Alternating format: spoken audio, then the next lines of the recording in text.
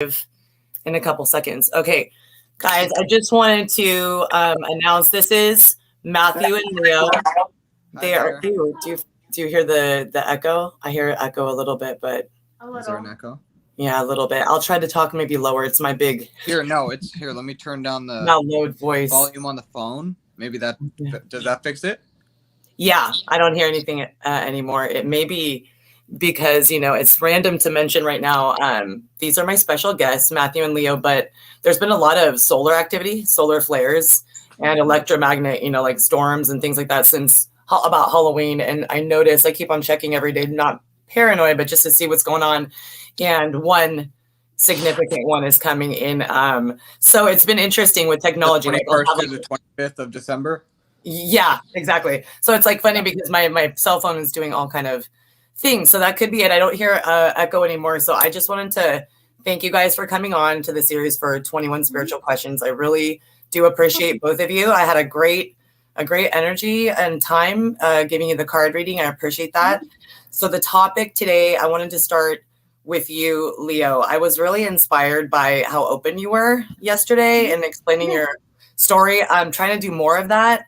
And I think that it's helping me to heal. And I wanted to say to you that I think that you, as much as you're comfortable, that want to share you yesterday, sharing, it touched me and it inspired me and it gave me, a lot of things to think about being resilient and how I've had to be put in that position. I've actually, had a peaceful contact order myself. And so I wanted to tell you that resiliency is something that people, I think, take for granted. It's not easy to get back up on the horse. Yeah.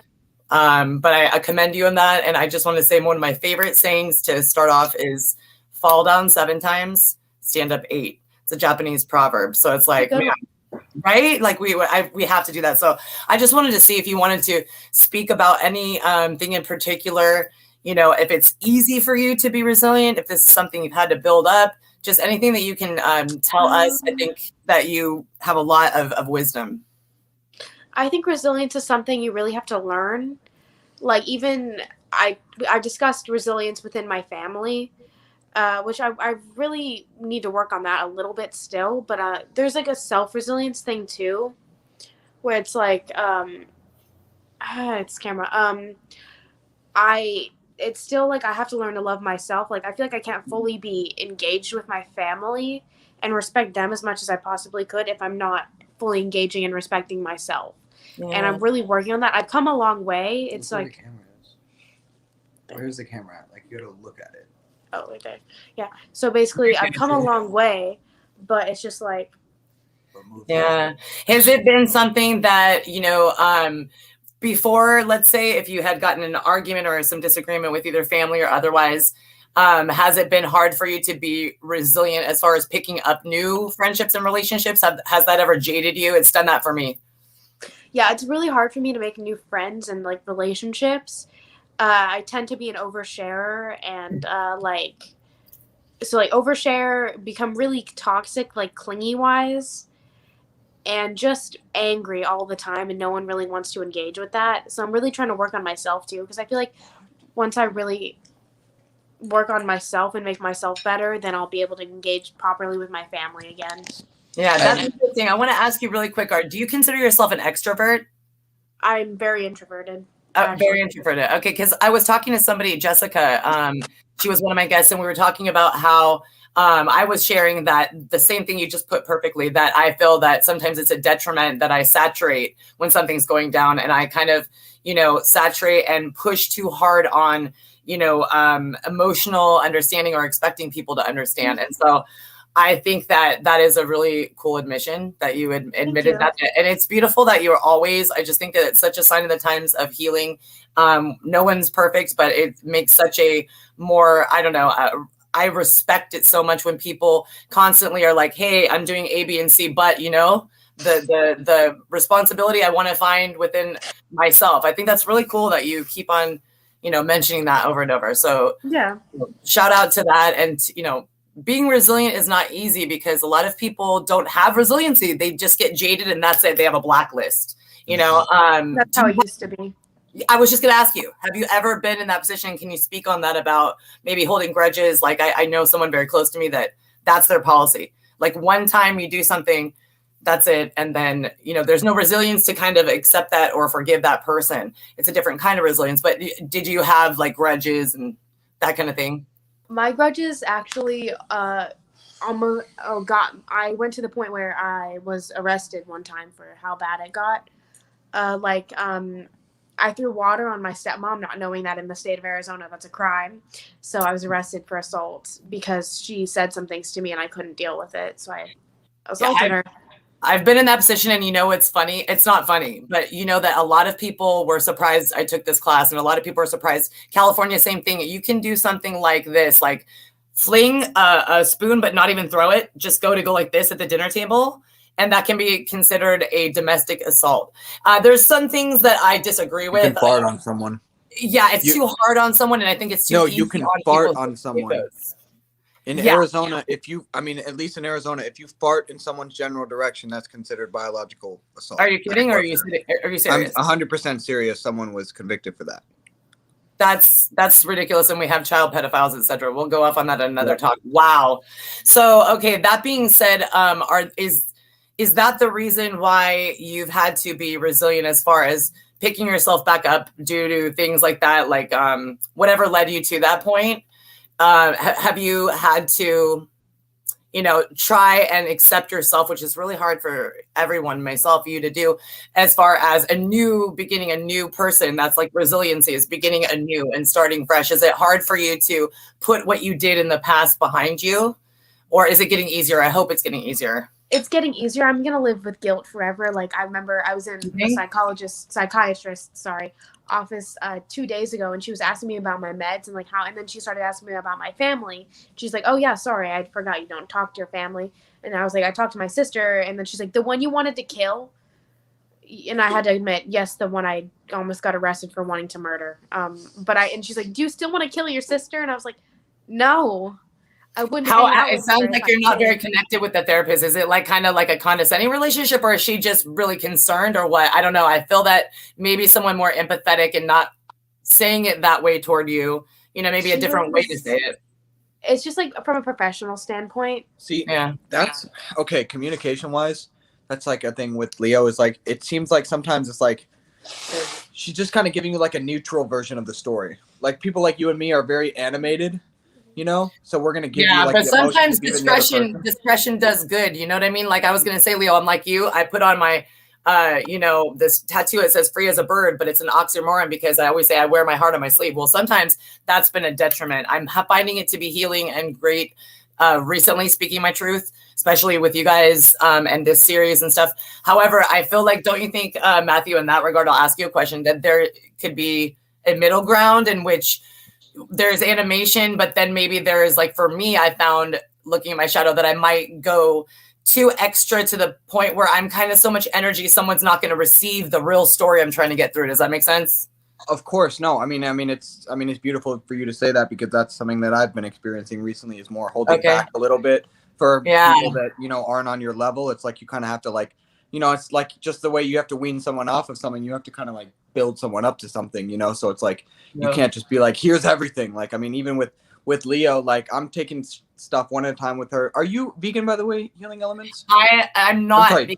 Or Shannon, or Shani. There we go, Shani. I see. Yeah, whatever. Yeah. I didn't want to know you want to be called by your fans. Sorry. That's okay, sweetheart. Like, you're like brother, friend, everything, all of that wrapped up into one. No, I'm not. But you know what? The goals have been there since I accelerated my spiritual awakening in 2015, 16. I have never cut out completely meat, way less and way more conscious. But do I eat eggs and all that? Yes. Do I pay attention if it's, from a local farm? No, I'm in the city, but that's no excuse. Those are goals. And it's funny that you say that. Because it's expensive too, in the city too. And where are you living? Where are you living? Sunnyvale. It's about like 10. California, right? No, California though. Near San Jose. Sunnyvale, okay. I feel like that would be expensive there too. Here we're in Arizona, and right now we're kind of blessed with, like, we have some, like, for some reason she just got food stamps, but she has like a lot of money. Like, I guess, God bless the government for that. My mom too. So it's really important. The government just be like putting money on there like crazy. Like, I had food stamps as well and had plenty of money. So we were eating vegan kind of, but like slowly moving towards it. We were still eating meat and stuff. Now we're pretty much fully vegan. I mean, right now I'm eating. Awesome. I'm eating a vegan chocolate cake. So that's cool. Does it help you guys as far as, because I know the better I eat, and especially vegan, it is so much to do with mind, body, and soul, right? Do you guys feel that it's easier for you to be resilient and get back on the horse, like because you're eating different? Okay, so go ahead. Yeah, for me, yeah. In terms of resiliency, definitely, because when I'm eating like more junk food stuff, it makes me very irritable. Yeah, it does. I would say, yeah. And it makes me like really a lot more tired than I already am. Yeah. Yes. Yeah, right? I can sleep a lot. Like if I'm eating a lot of like cheesy, greasy stuff like that. Processed food, right? It makes you sluggish. Yeah. Yeah. Matthew, what about you? Have you always been one that's easy type of person to get back on the horse, like to be resilient even after a drastic situation, or does it take you a little bit? Do you hold a wall up? I mean, in the beginning of my life, it's just more and more as it just kept like happening. It was just like, I mean, I guess no matter what, I kept going, but sometimes it was like I had to catch back up.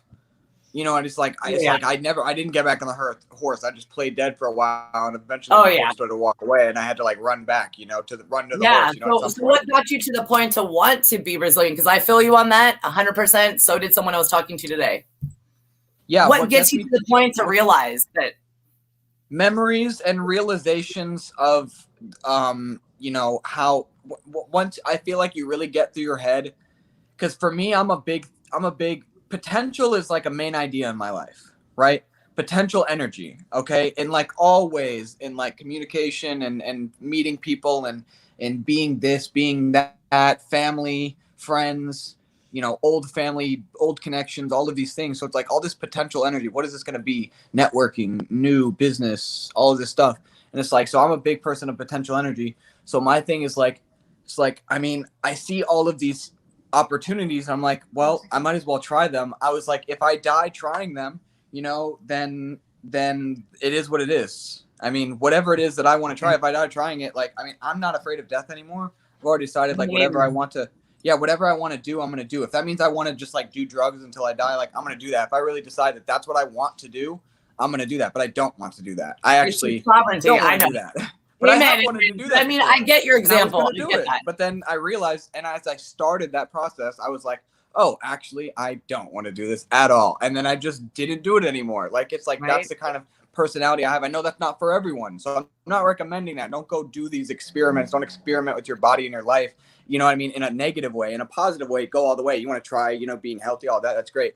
But me, I need to embrace the darkness. So sometimes I do dark nights of the souls where I'm like, I mean, I've been smoking cigarettes and I've been, you know, drinking and I'm just walking and I'm up and I won't go to sleep because I have to just feel this whole experience and just, you know, I mean, I'm basically my ego, my body is just so primal, root chakra, you know, all of that stuff. So it's like, it always feels like the beginning, fresh start. Okay, now I'm going into like, that's the resiliency thing is, and now I'm going back up the ladder. You know what I mean? Back up the ladder, you know, crown chakra, soul star, all of that stuff. You know? So the same question I asked Leo, did you have ever a point when you were younger or any point that you had gotten to a point where you were just dead tired of being resilient and you put things like experiences, friendships, anything on like a blacklist or a grudge list and were not resilient to accept it back? Was there any like a low, like when I hit rock bottom or whatnot? Yeah, it was definitely, for me, it was when I was in the Army.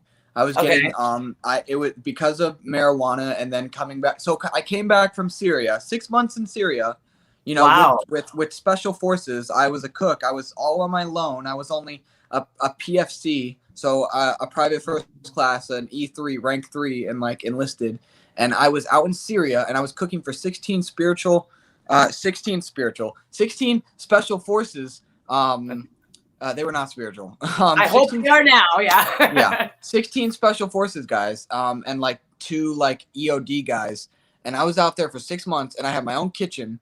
And I cooked from, you know, everything and cooked every day, 3 meals a day for all of these people, including myself. And they ate, you know, big. And then, when I came back, and let's just say it wasn't crazy, but it was a time in my life where it was the first like inklings of when I was going to go through a psychosis. It was the first part of my mind starting to slowly snap and just be like, what is reality? Like, why am I here? Like, what the fuck? Like, I'm freaking out. Like, I just want to die. I don't want to be here anymore, but I can't die because I have these like these things that are like telling me you aren't supposed to do that. And I'm like, well, then what am I supposed to do?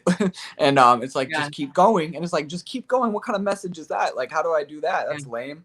I don't know what's next then. Do you think the psychosis part of it is correlated with spiritual awakening? I watch a lot of intriguing. It's a transformation. 100%. Psychosis, sickness, illness, all of those things. You know, that what doesn't kill me makes me stronger. Everything. It's all we say these things because they resonate with us for a reason. Yep. It's I got it on my keychain. Reality. Yep. Yeah. I think that both go hand in hand, and I've heard from a lot of gurus and different books that I've read that an actual spiritual awakening can give some people who have not had any belief of anything actual psychosis on set because they are so, it's like trauma to them. They are so surprised at what they're experiencing. So did you have any, issues that came with being as far as in the military and that whole like program thing? Were you processing that? It started to flush me out kind of thing because I started doing music. I started smoking weed and being like, I want to do YouTube and make videos and do all these other things. I don't, what is army stuff? Like, I don't care about this. Like, I didn't know about any of these other opportunities because here's the thing. So my childhood is very sheltered and a lot of it was my thing. I never really put myself out there because I was just like, I was originally sheltered. And then from that, I started to just like hide away. Everything was just like, my friends were just at school. When I came home, I didn't have friends anymore. Or like, maybe I went to like little daycare things or this and that, but it's like I was just so it's like I'm not saying I had like a spoon-fed life or anything. It definitely wasn't great childhood or anything like that. I mean, it's a very complicated story, but it's just so sheltered. So it's like when I turned 18, I was like, my mom's like, well, what do you want to do? You want to are you going to your career? Are you going to college? Are you going to the army? And she made career sound like shit. She made college sound like it's like I mean, college was like a great thing to do, but I mean, I just unattainable or something. No, she made college look like a great thing to do. Like I could handle it would be a good thing, but I couldn't. She did push college on me, but I was like, I just can't do that. Like I'm going to party. I'm going to whatever. I'm not going to care. I'm not going to do that. Instead, I went to the army and did that. I went to the army. The army, coming from, a big military family, my grandpa, rest in peace, he's a retired captain. Talk about having to learn from boot camp what resiliency is. You know what I'm saying? You got to get back up or whatnot and do it the next day. So, did you ever have a hard time with that, being resilient as far as, I have blisters on my foot, whatever it would be, that the next day I have to do this? There was one time when I was going to quit, and it was only in the beginning when I was going to just 100% quit. Like when I got to the point where I was separated from the military, that was a point when like it had been a long time coming and it was slowly coming. I still could do my job. It wasn't like I was quitting or I hated it. It was like I did hate it. It wasn't like I was quitting, which would have been actually the right way to go about it. I should have went to command and told them like, I don't want to be here anymore. It's 2020. Like things are different. 2019 at the time or something. 2018. Things are different. You know what I mean? Like in these days, you can just go and say you want to leave and you get a much better process of leaving and everything's so much better. Mm-hmm. And I was deployed. Like everything's great. I just tell them I want to leave. But I didn't do that because first of all, they didn't really give me the information. And yes, like you can do that. Some people kind of told me that, but I just was so young that I didn't, how you just don't, people talk about not understanding the value of a dollar. Well, talk about not understanding the value of anything or like, words and thoughts and communication. Like I was 19 years old. I have a $5,000 credit card that's maxed out because it's like, who gives a 19-year-old a $5,000 credit card limit? Like, are you kidding me?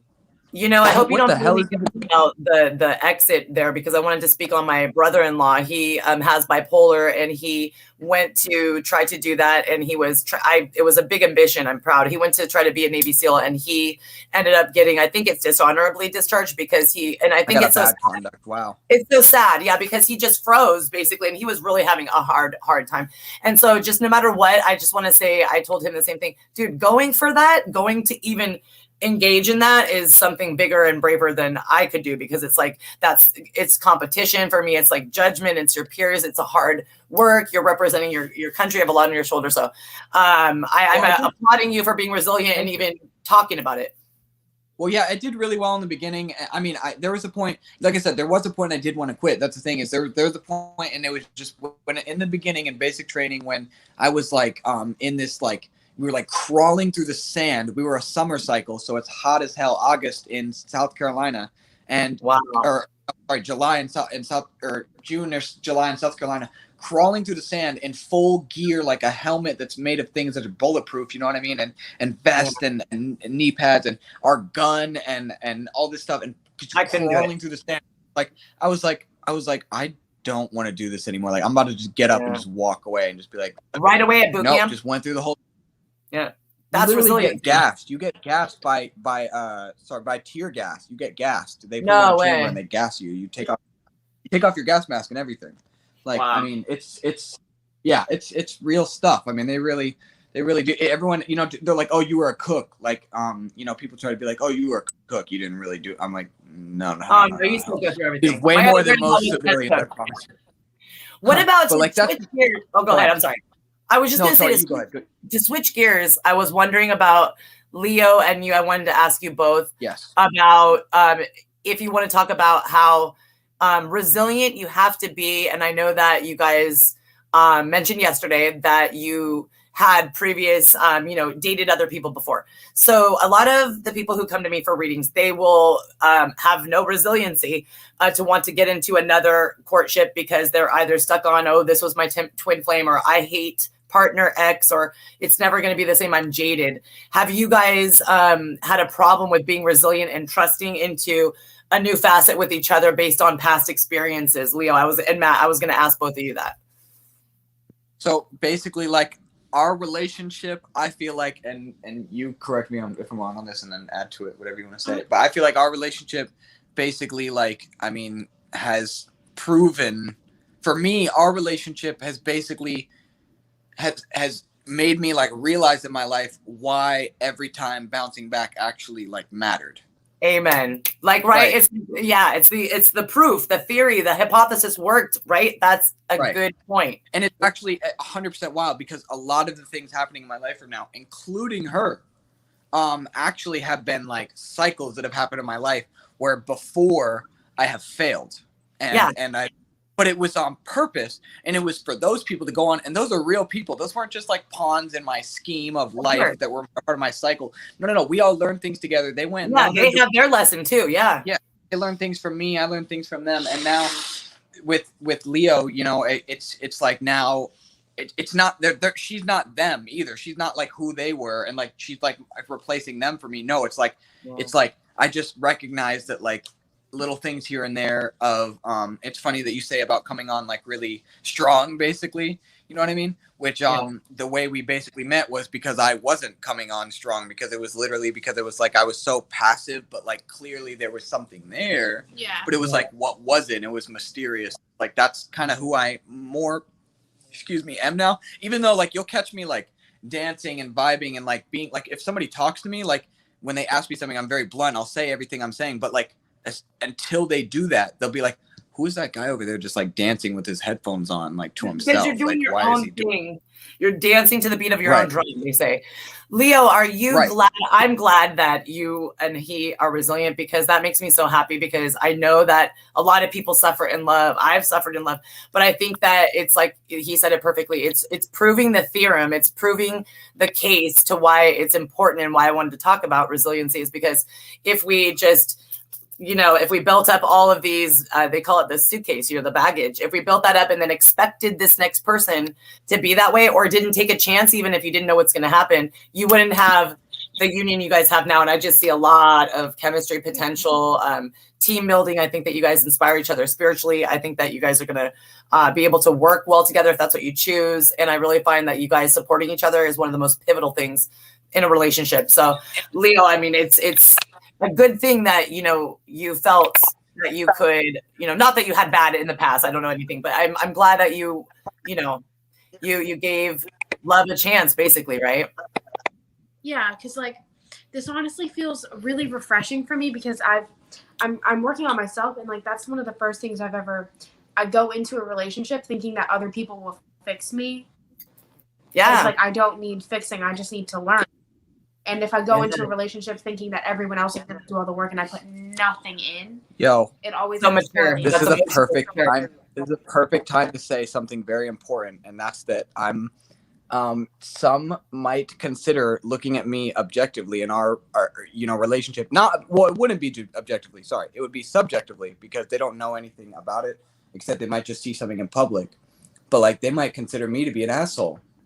Why? Because I will literally, because this is the thing, and I will literally. So let's say, okay, so we missed the bus the other day, right? Mm-hmm. And I literally was like, and the way it happened was so just bad. Yeah. We were sitting down waiting for the bus. Okay, we're waiting for the 60. The 60 is right in front of us. I have no idea. I'm looking at my phone, right? I'm trying to get his attention, but she sees the bus the entire time. It's right in front of us. Not like a loud area or anything like that, crazy or weird. We're sitting right next to each other, just in the sunlight, waiting for the bus. The bus is right in front of us the entire time. I'm sitting here looking at my phone. I'm waiting for the bus. Instagramming, all this stuff. She says she's trying to get my attention. I was. But I had no idea that she was trying to get my attention. So there's no way that she gave me a good, you know what I mean? A good. She may have. I'm just going to vouch for her, because you and I are such high energy. Sometimes we can get distracted, like squirrel, right? Which is true, but it's like, so that's the thing. So it's like, but it's like, so I understand that, but it's like, this was like, I had to make it without being like, I'm not like mean, I'm not like abusive, you know what I mean, like, or something like that, you know what I mean? Well, how do you mean like asshole? Like, what did you do that made you feel so like what I mean is at a level, what I said is I was like, damn, I was like, are you serious? I was like, and I was a little bit loud. I was like, are you serious? I was like, we missed the bus, really. I was like, it was right there, like, you know what I mean, like, it was right, you know, there. I maybe said like the F word or something. Like, I was there was, you know, emotion in my body, you know what I mean? Like, I'm not perfect. I know that wasn't exactly right. And afterwards, you know what I mean? But it's like, at least, but at the level, it was important. It was like, gee, it was like, what? Like, I was like, how did we just miss the bus? And it was right there. So it's like, I was like, in the future, I'm like, you got to grab me. I'm like, you got to tell me, you know what I mean? Like, that kind of level, just telling me what I need. Like, you got to tell me, you got to grab me, you got to do something, like, for things that are important like that. Like, if, I don't know if it's just like if it's more important. She clearly thought what I was doing was important. So she didn't want to, like, snap me out of it and be like, yo, the bus is right there, which is way more priority than whatever I had going on, which was probably just.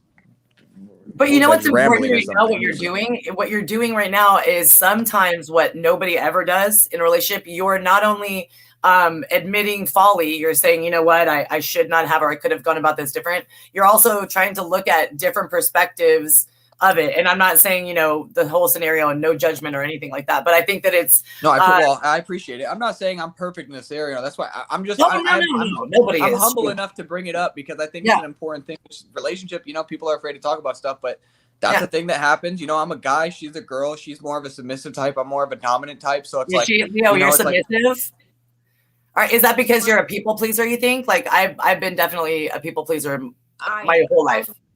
I'm used to being stepped on like a carpet, and I am a people pleaser. I was that way too, and I'm gonna be honest. It actually probably, that's the funny thing, is because she's 18, so it's like I really feel a responsibility to kind of like help, you know, basically, like I said, from a Buddhist perspective, I said this before, like, she has these seeds, you know, and I'm just watering the seeds. She's already her. I'm just bringing out her. I'm not gonna tell her who to be. I tell her every single time she thinks, she goes like, sorry, I go, or says this or that, I go like, I'm serious when I say this. I'm like, just make sure this is what you want and how you feel. I'm like, this isn't about how I feel and what I want. This is about what you want and how you feel. If you feel like, but this is important too. I even get into detail, because like people go like, well, what if she feels like she wants to do what makes you feel good?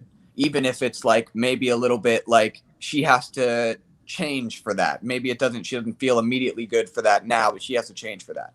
Well, if that's what she wants, then do that, and I support that. You know what I mean? Yeah. But if that's not if you don't want that, don't do that. Like, for instance, she wants to grow out her hair because I like long hair. So it's like hair better on myself too. Oh, okay. Well, then that kind of worked out. So why did you cut it short? This is fake. Right? This is fake, Leo. Okay. So these are ratchet little hair extensions. I like long hair, but I have short. Right. She cut it short originally because she was being like sexualized a lot, and like men like being, you know, the way they are, and especially around here where we are at, people have done really creepy things all the time.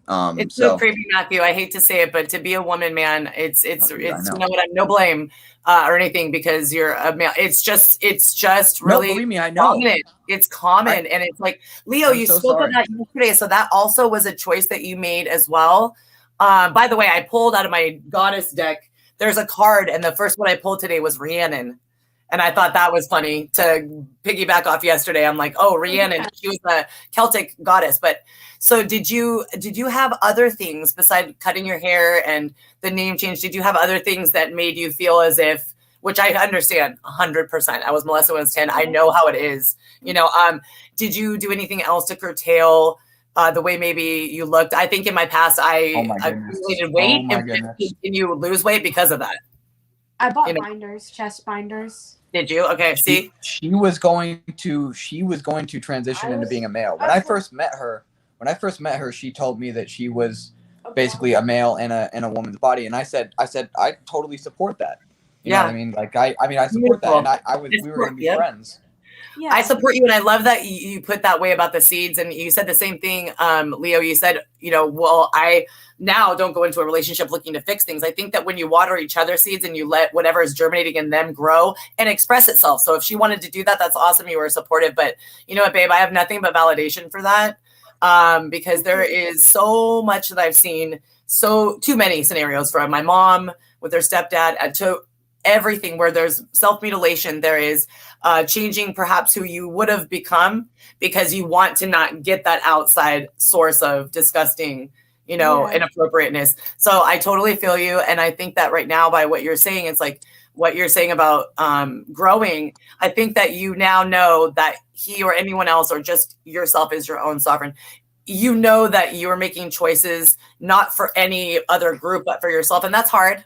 That's hard because then you know, or you would feel as like maybe a little open or a target to that sort of thing again. But I commend you, and I know what you mean. We used to, you know, my girlfriend used to say, oh, let's go to the store. We got to put our hoodies on and wear 5 layers when we were young, like 15. And I used to go, what are you talking about? And she had come from we were in a kind of total low income neighborhood, but she was in a real bad neighborhood. And she used to go, oh no, they'll like swipe over and do this. And it just is sad that, you know, women, people alike have to know that that is something that you have to look out for. And, you know, that's one of the big reasons I was thinking of transitioning, because I was being sexualized my entire life, even at one point by my own father.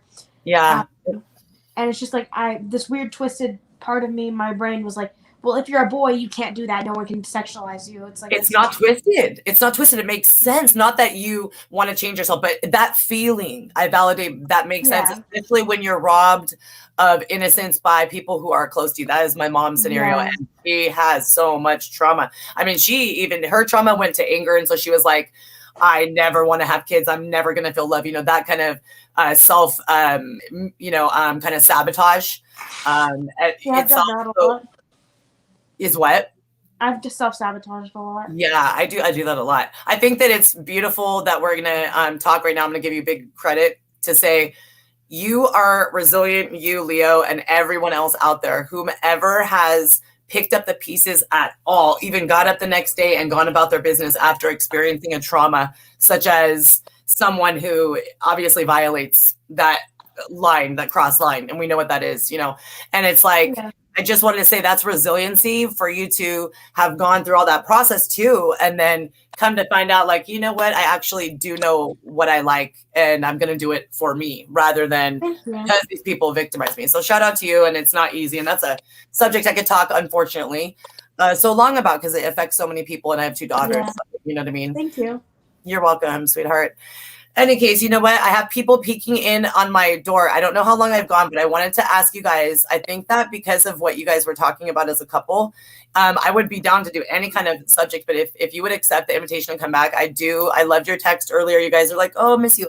I had a great time giving you a reading, and I would love to talk more. If we did it earlier, maybe I would have a little bit, but people are bugging to get the show on the road. I'm going to go eat some dinner and such. But I want to tell you thank you, and I hope that you will come back on. I find that this is it's letting me grow. I did a lot of isolated kind of self-sabotage, you know, in the past, and I think this is good for me. And just connecting with different people. I love you guys, and Yeah, we love it. We love talking with you because it's, I mean, it's, we've been talking with a few people recently, you know, more spiritual stuff. And it's like, it helps you just remember kind of what's important, you know, for sure. Like, and like Leo, I'm here for you for any kind of girl stuff. You know, I totally am here for both of you. I'm genuine. I love that you said a million times, Matthew, I'm not perfect. It's like, that's my main thing. We're all perfectly imperfect. By all means, that's why I speak my truth, because I know I'm far from it. But I think that is a quintessential trait to admit the truth. That's, no one's getting out of being imperfect. No one is getting out of being a work in progress. And if they tell you that, then, you know, I love them, but they're in denial. You know what I mean? Yeah. So what a beautiful thing it was for you to share. I know 3 people that, you know, won't comment, but they are part of my extended family or friend circle. And one of which has a similar scenario. She definitely did chest binding. She did a lot of things to change and was going to transition because of someone in her family that did something to her. And so she has also reversed it. And it's not that she was confused. She just like you expressed that. And so I just want to say thank you for being brave and talking like, of course, about it, dude, because it's like, speak our truth and help other people, right? A cause to care, a reason to share. Hold on. Anywho, so you guys, let's schedule another one. I'll let you go, and just know that you can reach out to me personally anytime. I thank you, Matthew. Thank you, Leo, from the bottom of my heart. You guys okay? Of course. Yeah, of course. Have a good night. Good night. Bye. You too, sweetheart. Bye, guys. Bye-bye. Hold on.